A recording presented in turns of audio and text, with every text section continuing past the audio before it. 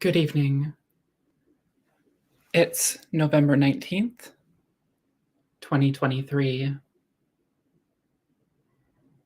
New York police are relying more and more on drones. When oxygen came to dominate our skies, did it also cause the evolution of more complex life? We'll discuss the Mothman of Point Pleasant, but this wasn't the first time people reported a creature that looked like Mothman. Plus, can extended DMT states be used to study high strangeness entities? Mothman thinks so. All this and more tonight. I'm Telesma Blue Orb.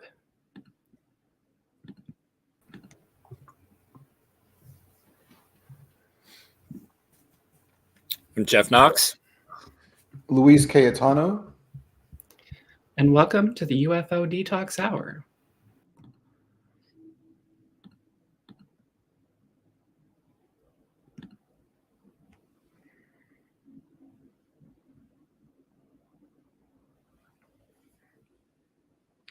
And now for the rebrief. France is sending a helicopter carrier to Gaza for medical support. The war between Israel and Hamas, the radical Israeli organization that governs the Gaza Strip, continues after 5 weeks.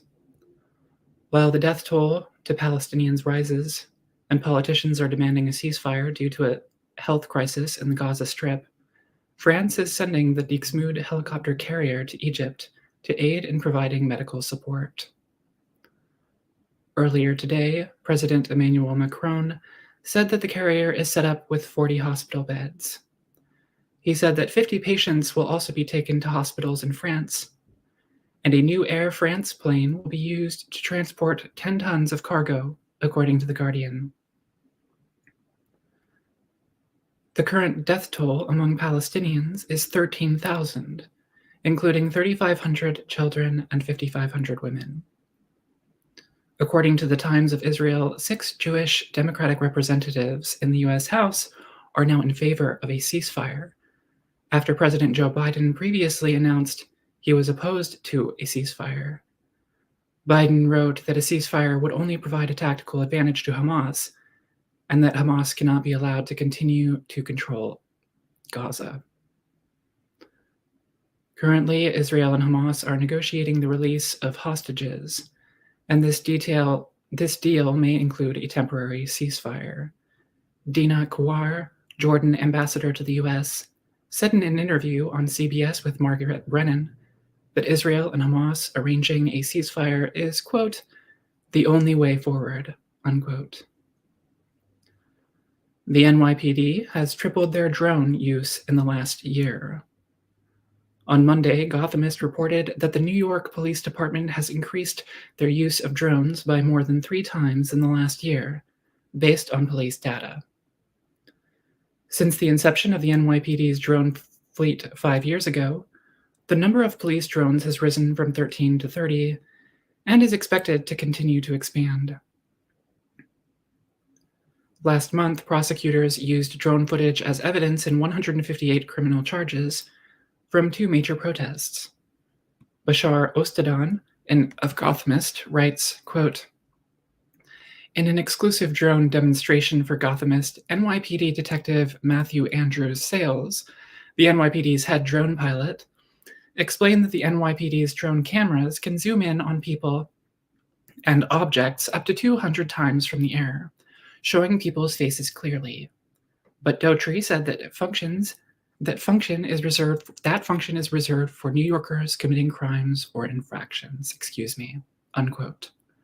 But others, such as the founder and top director of the Surveillance Technology Oversight Project, Albert Fox Kahn, raise concerns that drone technology may be used to invade citizens' privacy.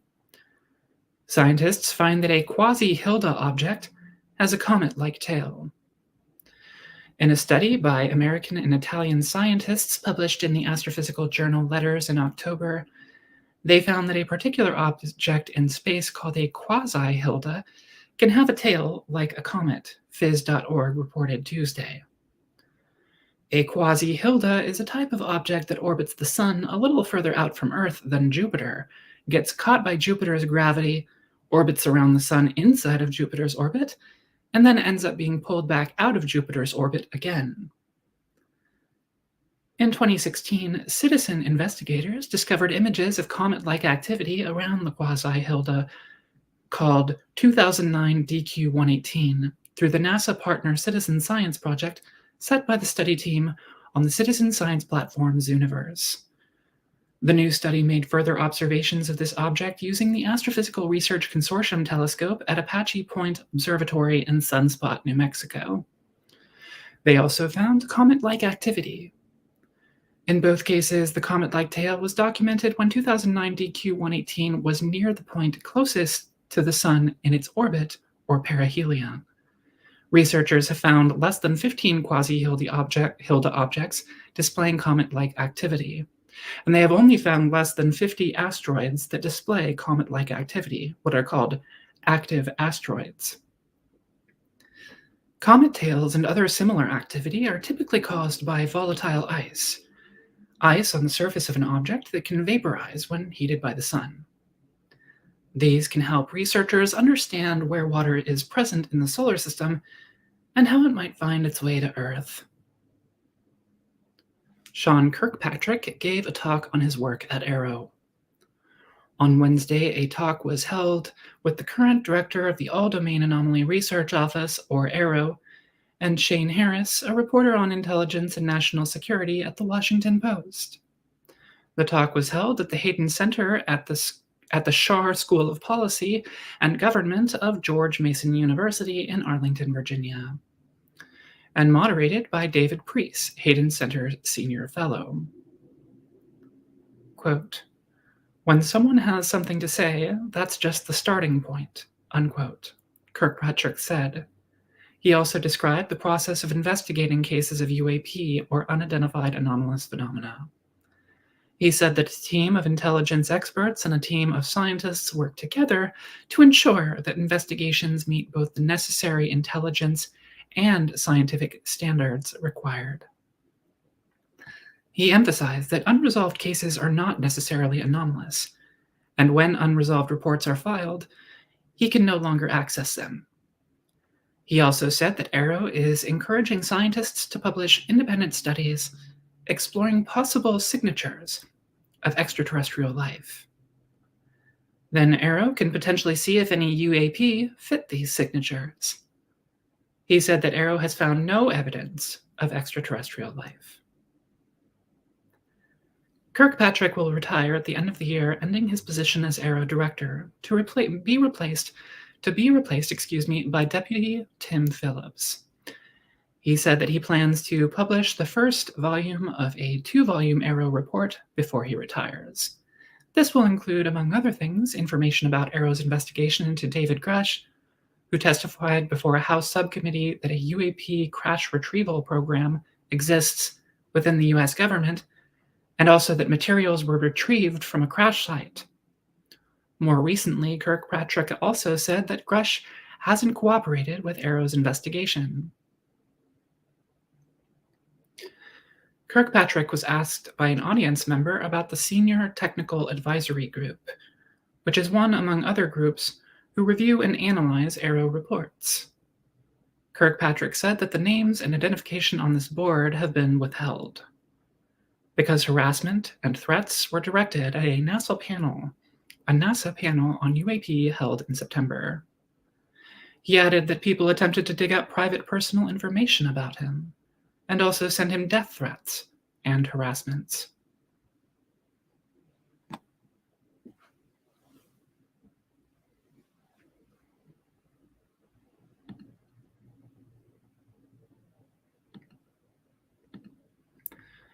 And now, for This Week in UFO History.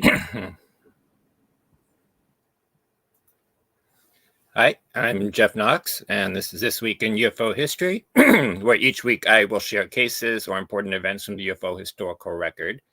This week we'll be discussing the start of the Mothman sightings. Well, not the first sighting. That was on November 1st when a National Guardsman in Point Pleasant, West Virginia saw a man-like figure with wings. The Scarberry and Mallet sighting, and I may be mispronouncing those names. I'm sorry. November 15th is the case that started the Mothman scare. It was the first case that would hit the papers, the case that would get John Keel interested in what would become called the Mothman. He would go on to write a book called The Mothman Prophecies, which would later be made into a film starring Richard Gere playing a fictionalized version of himself. We will also be discussing that first famous sighting. There were earlier Mothman sightings, but they were not reported till after this case had been reported. We will also be discussing an earlier sighting from the UK that preceded the West Virginia Mothman sightings by 3 years, the Saltwood Mystery, or the Bat Beast of Kent, or the Headless Horror Sandlin Park. Both cases involved large winged creatures, disturbing young couples in popular Loveless Lane areas. We will also then move to a case of a landed UFO seen by some young boys who hit on it with their flashlight, and strange lights seen in the Canary Islands that turned out to have a very earthly explanation, one that continues to cause UFO sightings to this day. Let's get started. The Scarberry and Mallet Mothman sighting. On November 15th, 1966, at 11:30 p.m., two young couples from Point Pleasant, West Virginia, Roger and Linda Scarberry, and Steve and Mary Mallet, are joyriding in an area outside of town known as the TNT area, the site of a former World War II munitions plant and now part of the McClintock Wildlife Management Area, when they encounter a large gray creature whose eyes glow red when the car's headlights pick it up. Scarberry describes it as shaped like a man but nearly 7 feet tall. They also describe it as a large flying man with 10-foot wings that are folded up against his back. Terrified, they drive away but pass a similar creature on a hill up by the road. As they pass it, it spreads its wings, rising into the air, and pursues the car, keeping pace at even 100 miles per hour. The entity does not pursue them into town, but they drive directly to the Mason County Courthouse, where they tell their story to Deputy Millard Halstead, who accompanies the witnesses back to the site. He hears strange static disturbances coming from his radio, but they find no evidence of the encounter. On November 16th, Sheriff George E. Johnson holds a press conference to discuss the sighting. The press begins calling the creature Mothman based on a comic book character. The Scarberries and Mallets go back to the site in the daylight and find odd-looking tracks like two horseshoes put together. After the sighting, more people began reporting encounters, and hundreds of cars would swarm out to the TNT area at night in search of a Mothman sighting of their own. In 1976, representatives of the Ohio UFO Investigators League re-interviewed several of the witnesses, all of whom still stuck to their stories and sometimes added interesting details. Linda Scarberry would claim that this thing would follow them everywhere for the next 2 years and that she and her husband would go on to have hundreds of sightings of the Mothman. They would also go on to experience what we call poltergeist phenomenon following their sighting. They would hear strange sped-up phonograph record sounds around their home after the incident and other peculiar manifestations that indicated to them the presence of a poltergeist in the home. Finally, they would move into Linda's mother's house, basement apartment there, her mother Mabel, and the poltergeist followed them. Strange lights would appear in the house, objects would move by themselves, and a heavy odor of cigar smoke was frequently present. One morning, Linda would wake up and see a large shadow person in her room. Linda Scarberry's mother, Mabel McDaniel, would also go on to have her own Mothman sighting on January 11th. Mary Mallet and Linda Scarberry even had what could be called a Men in Black encounter. So here we have some of the same kind of narrative elements we would see in later cases like Skinwalker Ranch, hitchhiking, contagious poltergeist that follows you around, shadow people, moving objects, strange lights, smells, cryptids, etc.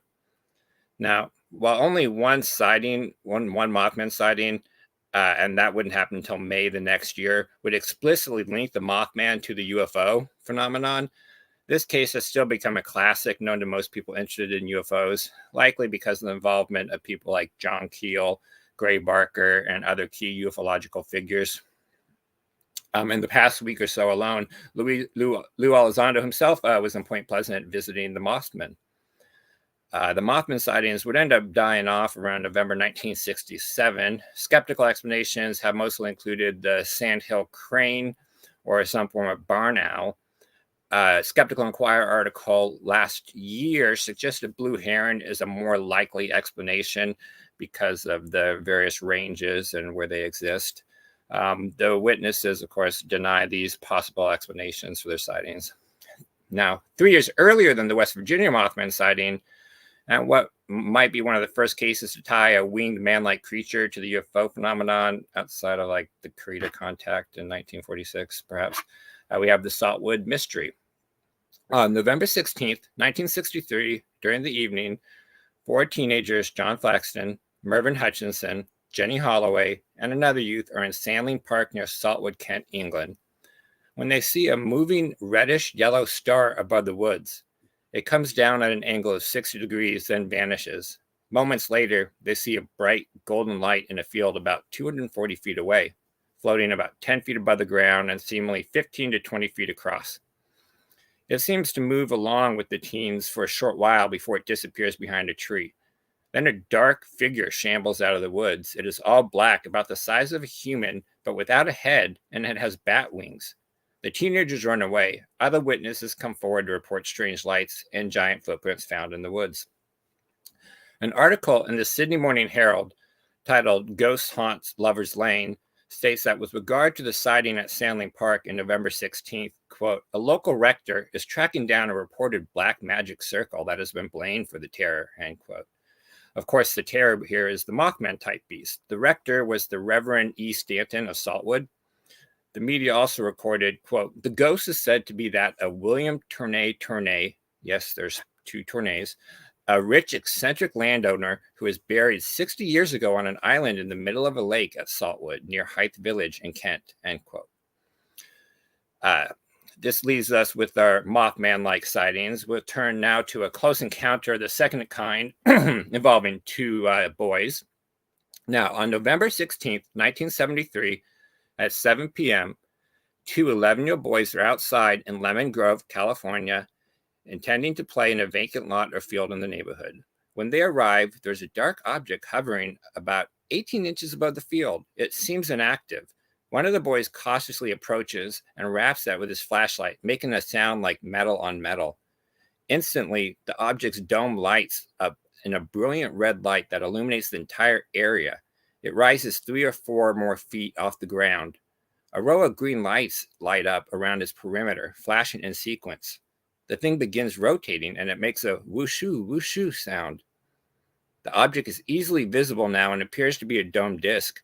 The dome is large and tall, about equal to half or more of the disc height, and glowing bright red, then flashing intermittent red. The boys are now frightened and start to run away as the object takes off towards the southwest. The boys say that they felt chills and a tingling sensation. They also stated they had a strange feeling, quote, like we were running in slow motion or underwater, end quote, and a weakness, quote, like we were going to black out or die, end quote. At the site are found 3 marks forming an equilateral triangle within an area of grass that is swirled around in a counterclockwise pattern. A magnetometer at the La Pasta Astrogeophysical Observatory in Campo, California, allegedly registers a perturbation at 7:20 p.m. Later, at 11 p.m., a neighbor would try to use their telephone and would experience an unusual static on the line. A telephone company repairman was called in, and he found that at least 2 phone lines near the sighting had fused together and needed to be replaced. A canvass of the neighborhood by a local UFO group would turn up at least 5 reports of television interference at or around the time of the sighting. Lastly, we're going to move on to Navy missile tests and Canary Island UFOs. On November 19th, 1976, at 7:15 p.m., witnesses from aircraft and ships around the Canary Islands watch a point of light climbing to the sky in a spiral motion, expanding to a diameter 3 to 4 times that of the moon. It has a semicircular shape and gives the impression that it is resting on the horizon. Among the witnesses are General Carlos Dos de Espejo, Chief of Staff of the Canary Island Air Zone, and the crew of the Spanish naval school ship, the Juan Sebastian Elcano. Major Antonio Munez Ferro Sastra again investigates, concluding that it was a craft of unknown origin endowed with an unknown propulsive energy. However, the times correlate with 4 Poseidon missile launches by the USS Alexander Hamilton submarine. Now, this is one of a few cases seen around the Canary Islands that can likely be tied to missile launches over the years. You can read more about those cases in the International UFO Reporter article found in my threads. We regularly get UFO reports every time there's a SpaceX launch or a missile or rocket test. We have all probably seen photos of spirals of light in the sky caused by the plumes of a rocket. A very famous sighting happened in Norway in 2009. It's been called the 2009 Norway Spiral Anomaly, that to this day, there's still people who claim have a paranormal explanation instead of a rocket. Spirals of light have later been seen over Alaska or New Zealand and other locations as a result of SpaceX launches. So if you're interested in these cases and want to learn more of the details, be sure to check out the post on Twitter. I will be posting the links on our Discord, and I will be posting them on Twitter under the video link that I did today as well, so you can easily find those. So if you want to learn more about other cases that happened from each day of the year, you can find those. That's all I got. Back to you, Rachel.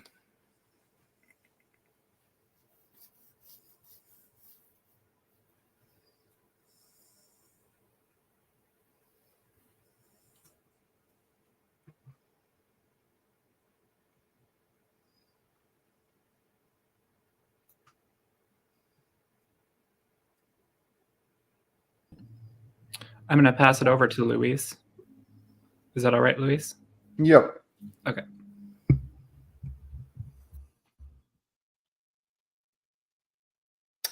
Hi, everyone. Science update. So the first article here is Distinctive Microfossil Supports Early Paleoproterozoic Rise in Complex Cellular Organization. So there's always been a question about when exactly complex life arose.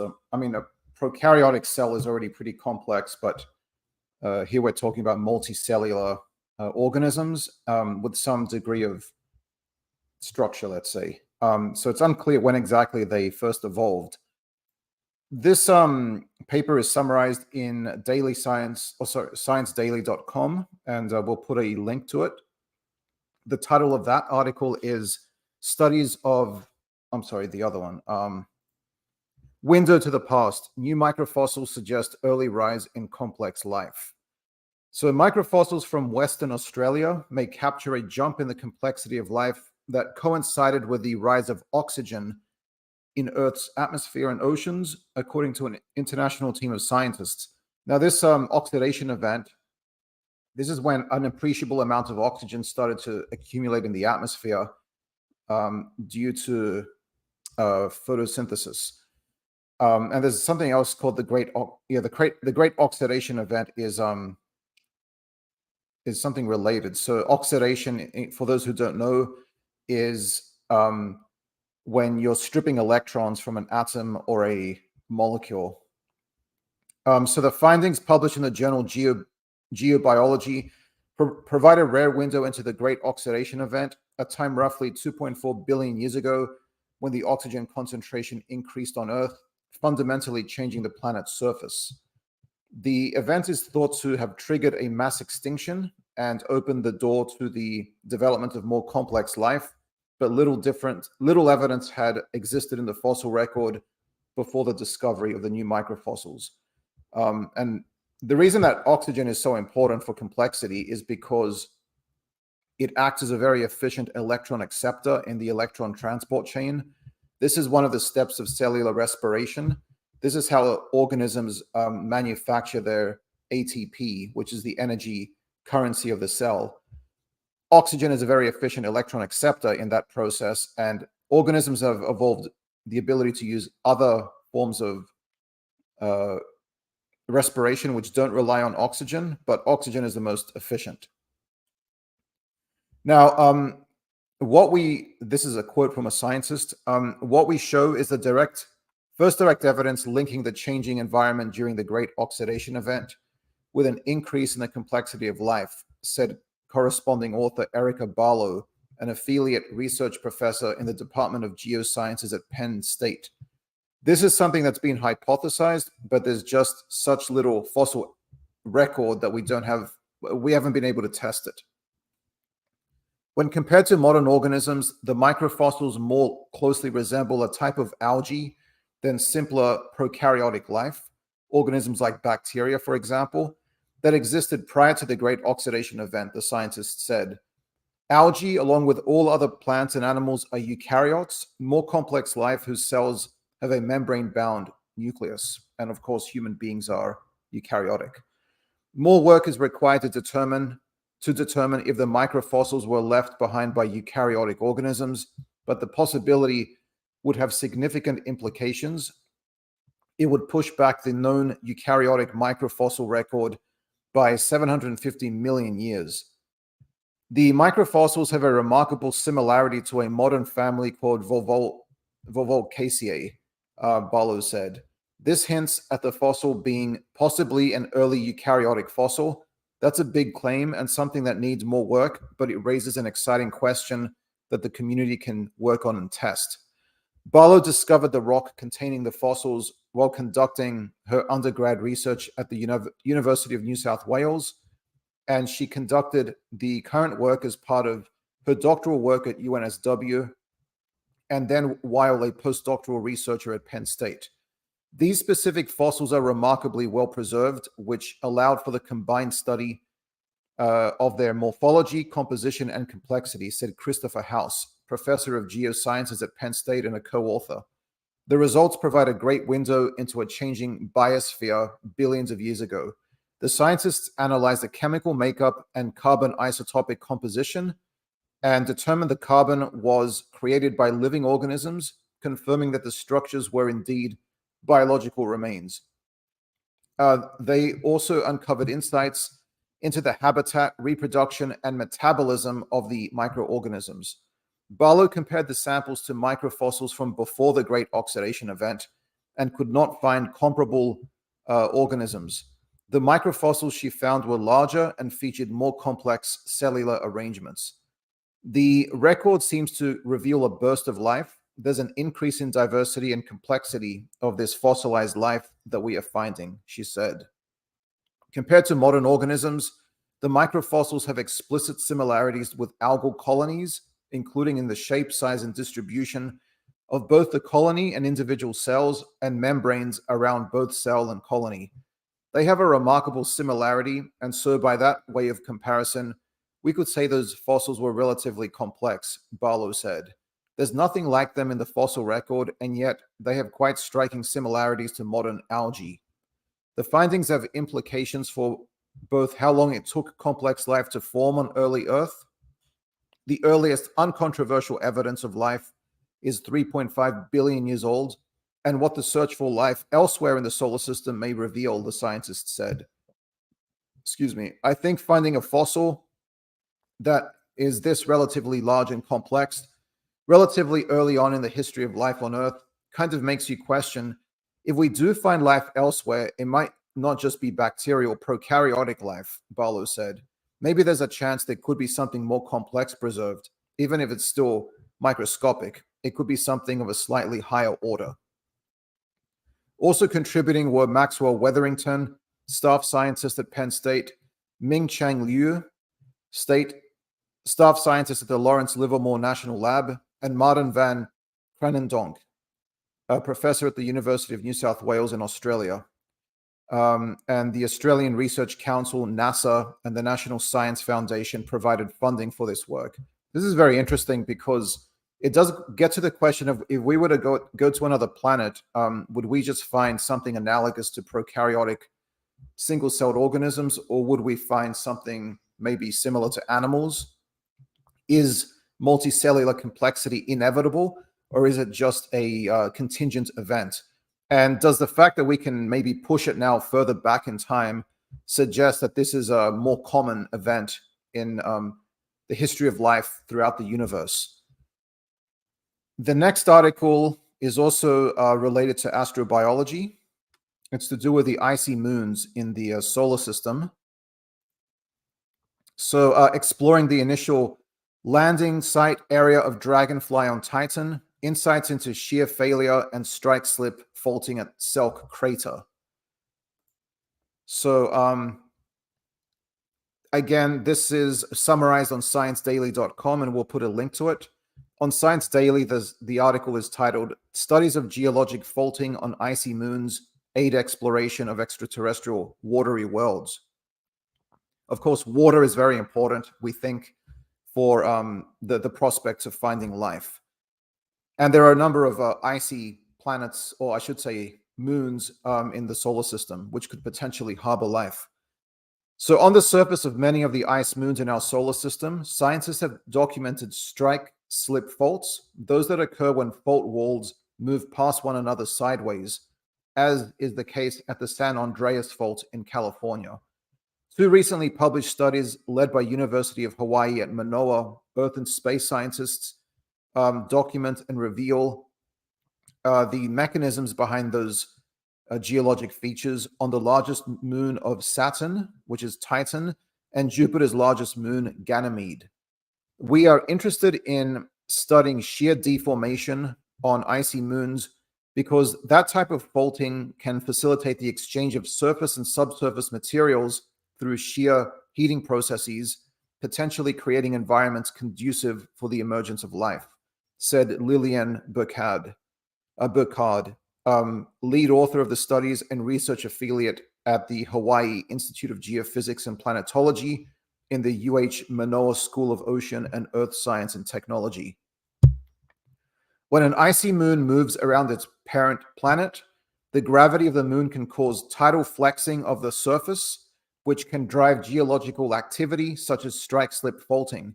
Tidal stresses vary as the moon changes distance from its planet because the moon's orbit can be elliptical rather than circular. And this is actually kind of analogous to, those squeeze balls, to de-stress. It's sort of like that. The parent planet is kind of squeezing the moon, and that creates heat in the moon. The extremely cold temperatures on the surface of Titan mean that water ice acts as rock that can crack, fault, and deform.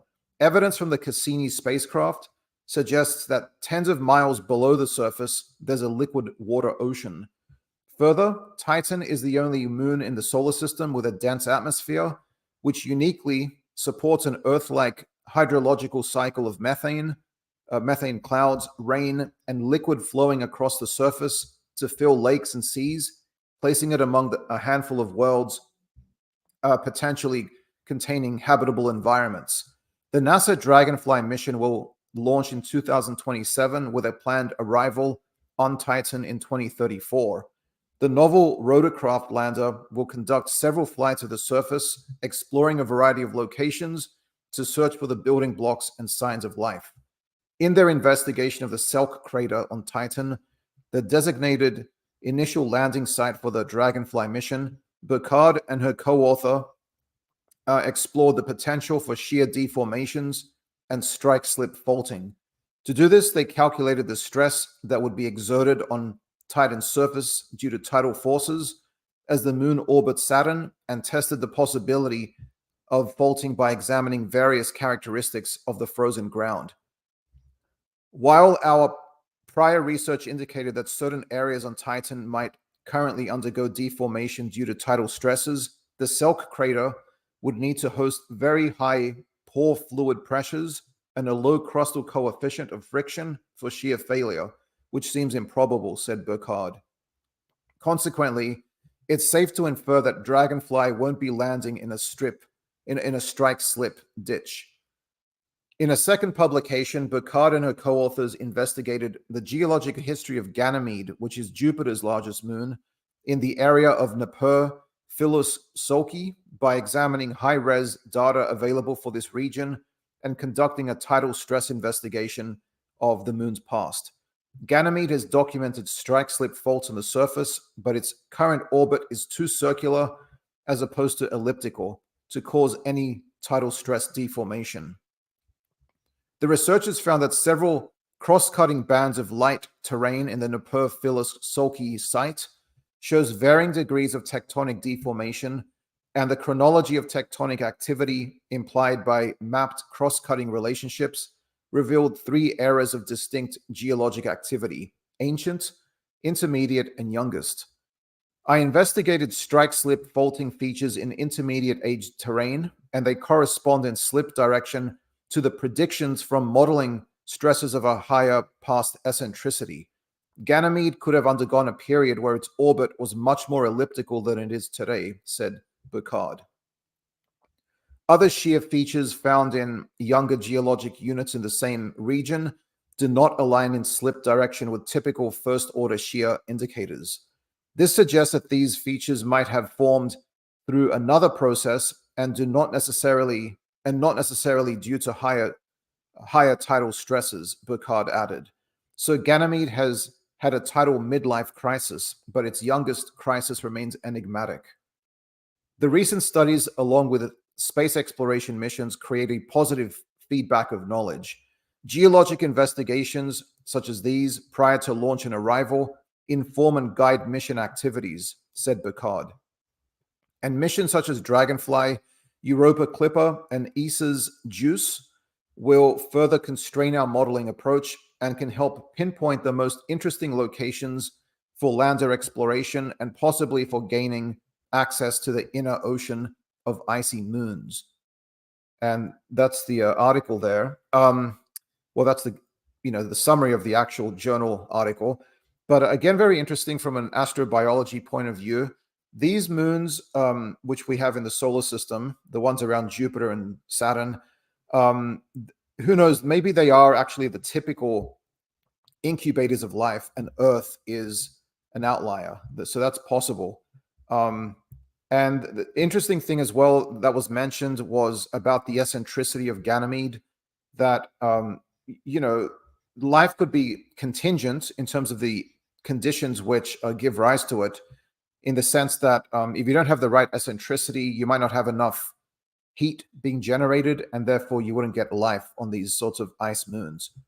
But we haven't found life yet on these moons. That's obviously something for a future mission, but in principle, there's nothing that would prevent life from evolving there, as long as you had a heat source acting as an energy source, which could be provided by this shearing phenomenon.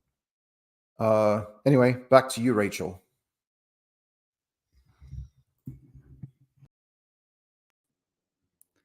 Thank you, Luis.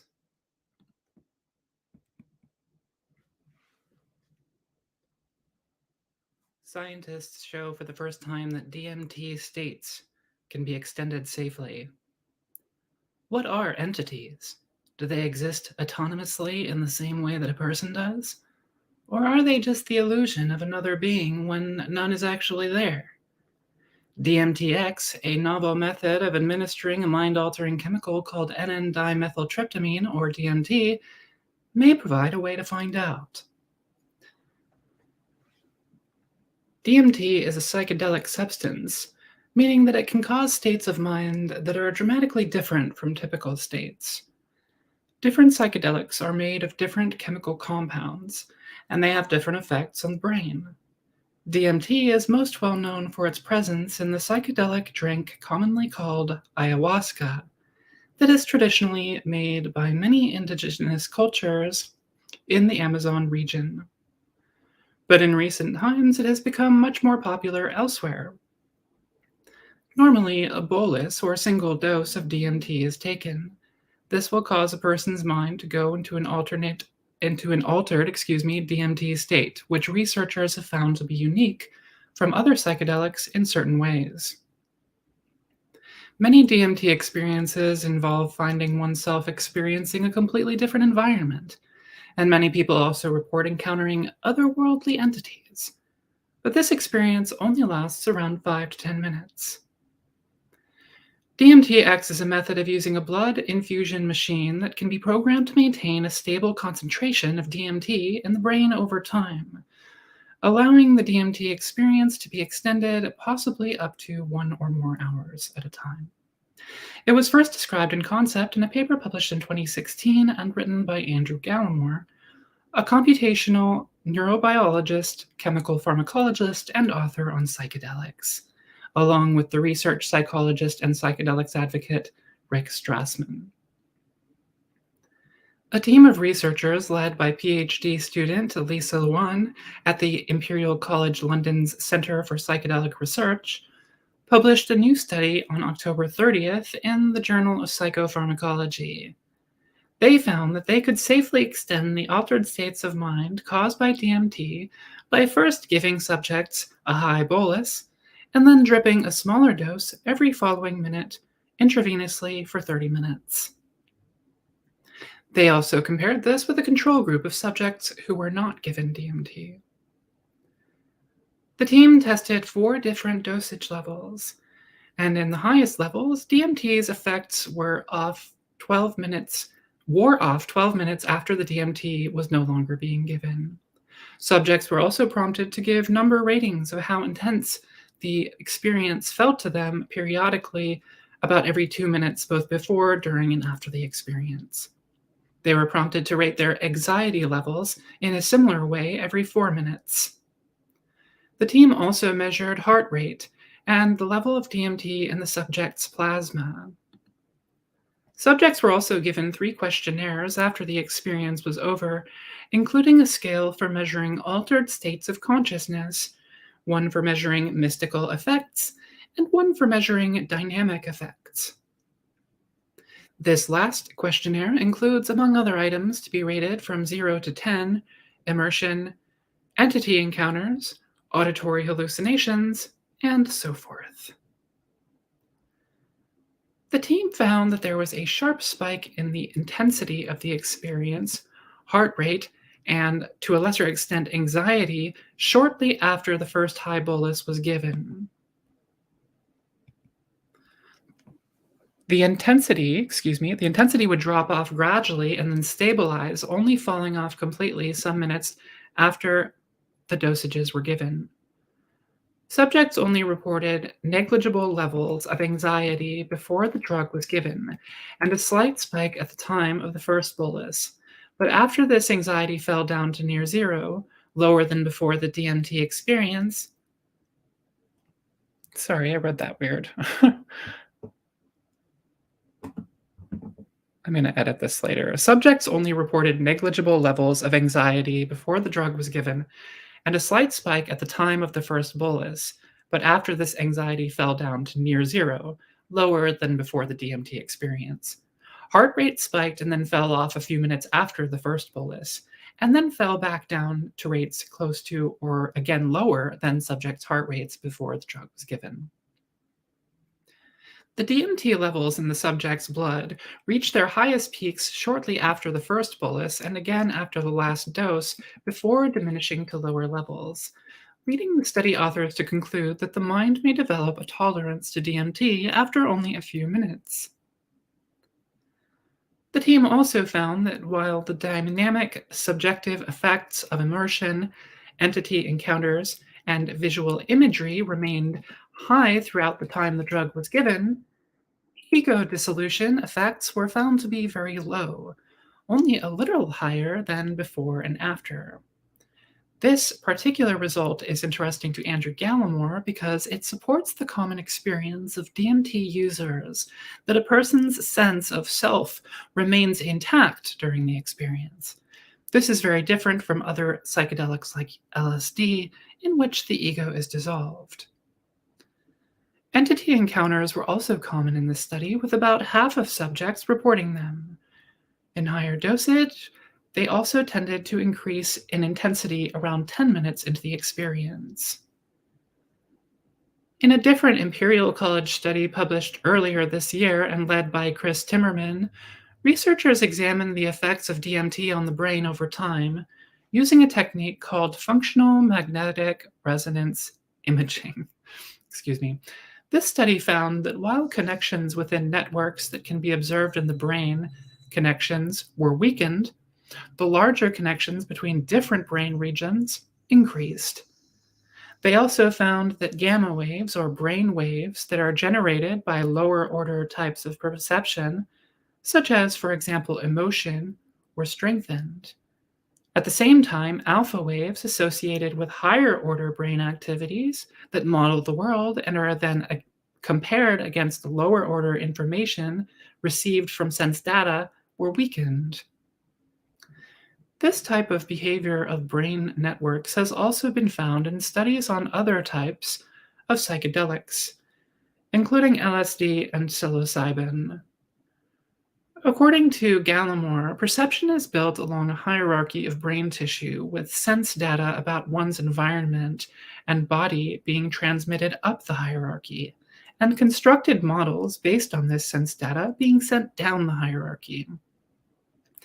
When the modeled perception moving downward doesn't match up with the sense data moving upward, this creates error signals. Please note, this is a simplification. When psychedelics interact with the brain, this system of modeling and correcting errors in one's perception is disrupted. This results in higher order brain networks being weakened. Networks that are coordinated across the brain in real time interact more freely, and the brain overall shows more connections in real time. But it doesn't explain how the DMT experience is able to differ from other psychedelics. How is the sense of self maintained under DMT? Another issue is that since activity from lower order parts of the brain increase, this means signals from the limbic system should also increase. The limbic system includes various different brain regions that deal with emotion and memory.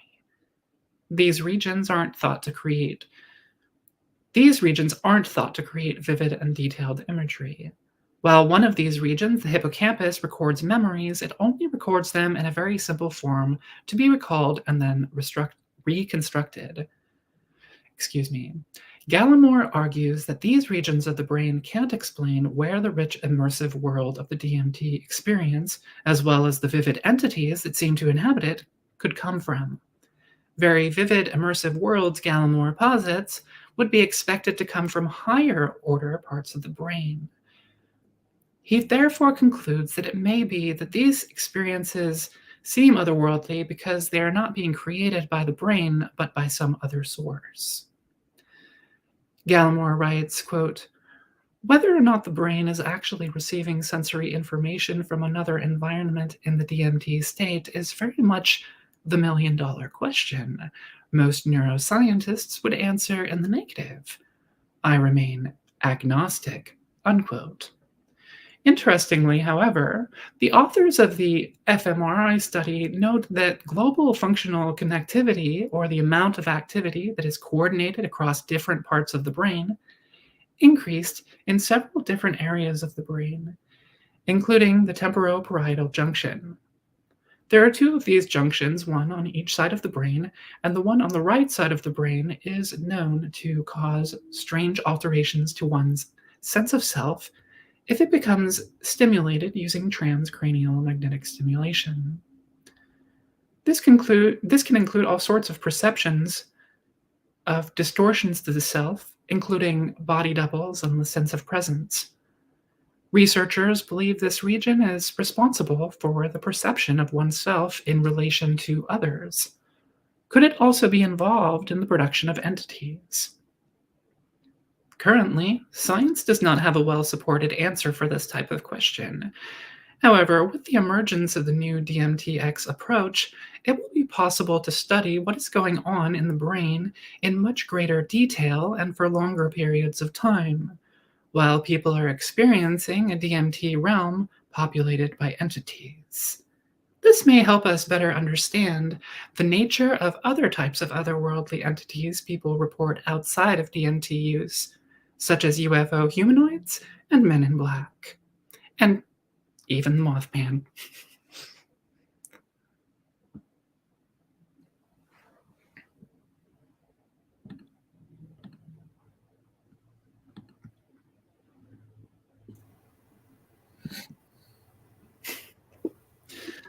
All right.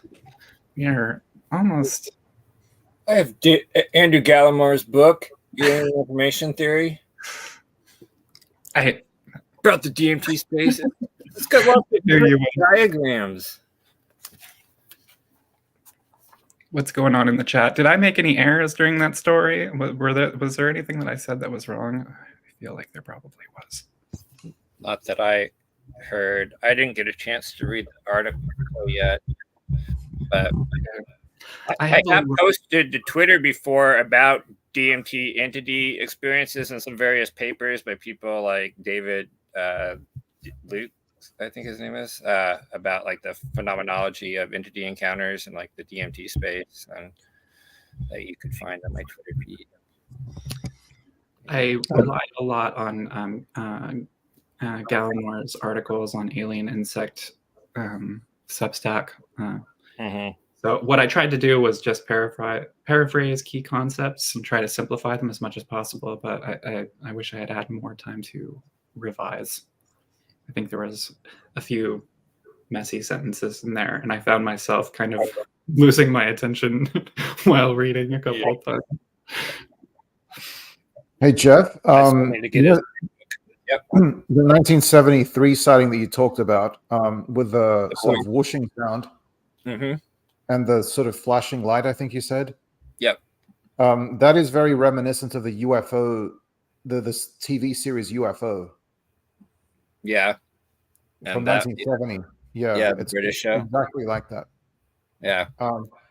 Also, Rachel, you said Hamas. I think if I heard you correctly, you said Hamas is a radical Israeli organization. I don't know what you meant by that. Maybe you misspoke.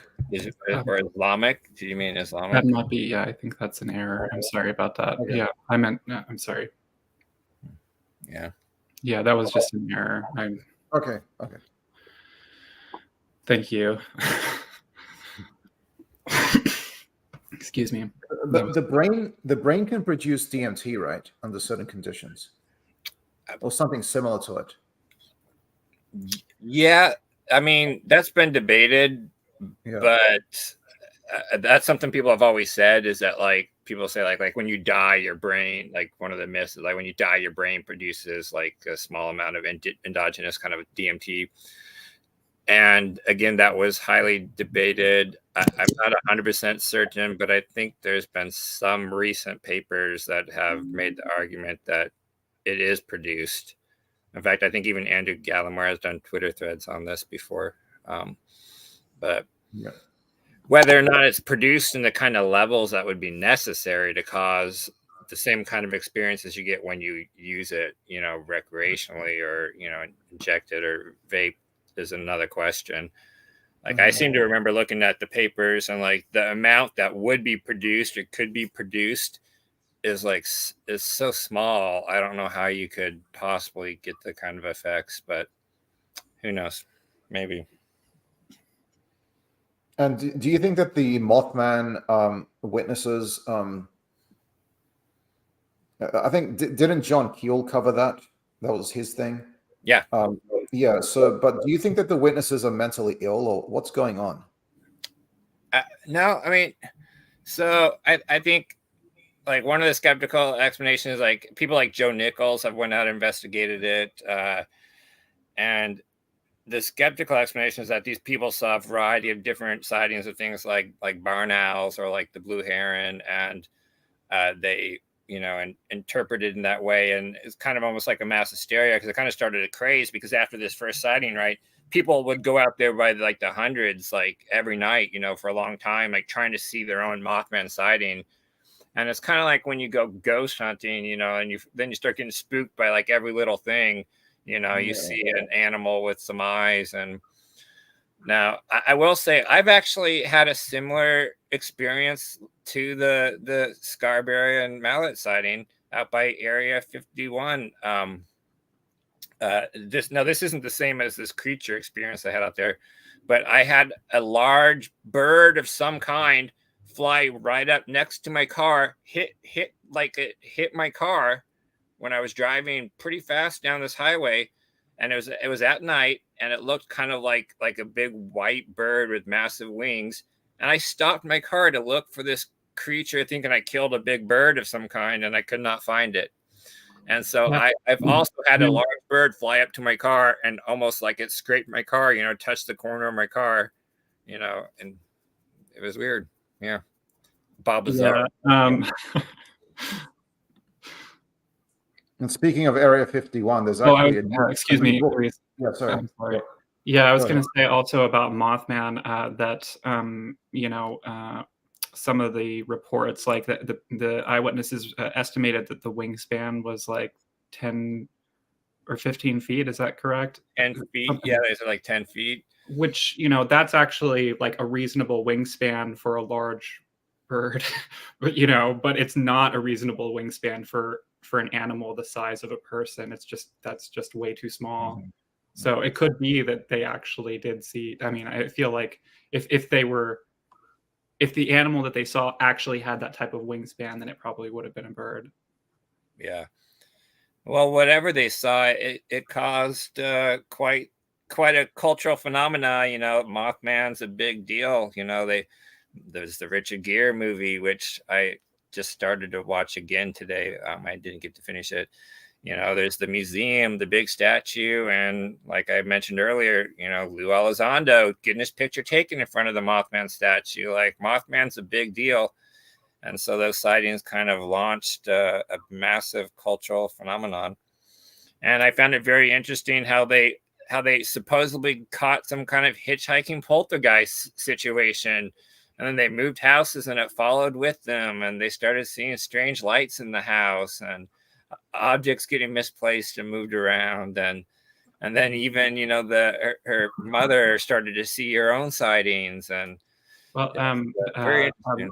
Luis, what did you have to say? I'm sorry for cutting you off before you had. I was just gonna plug a book by Peter Merlin, aerospace journalist. He's got a new book called Dreamland: the history of Area 51, being recently released. Just for general interest, anyone interested in aerospace. Cool. Yeah, Peter Merlin he's a pretty cool dude. Mhm. He was involved with the whole Ben Rich, like what did Ben Rich really say kind of investigation. Yeah.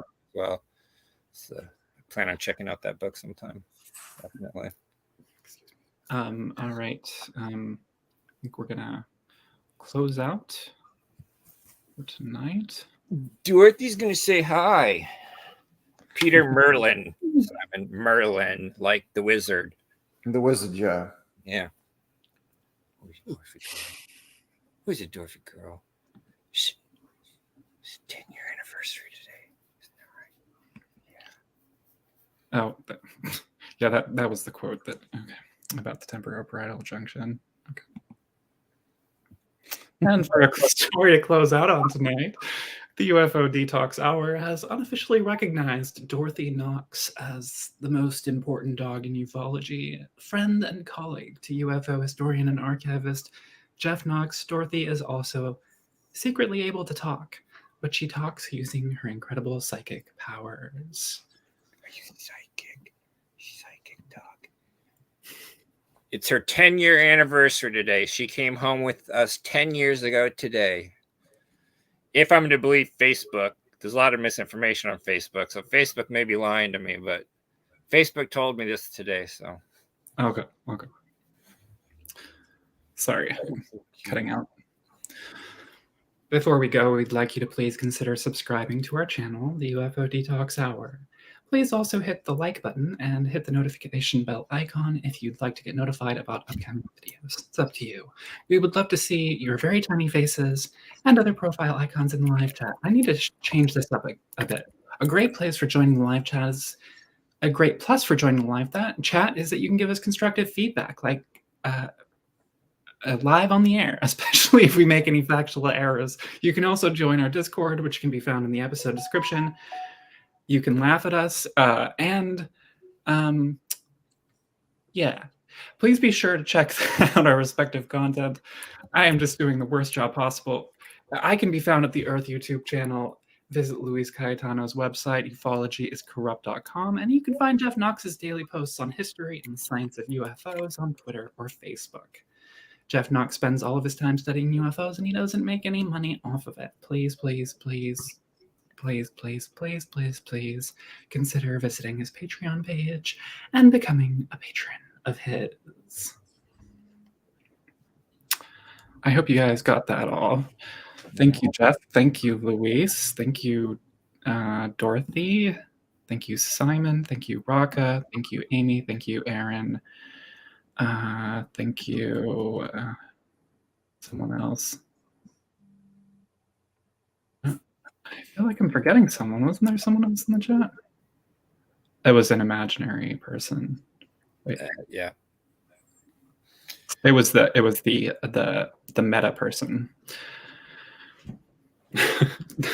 There's like an extra person that kind of adds like a meta element. Yeah. All right. Thank you, everybody. Have a good night. Guys, later. Bye.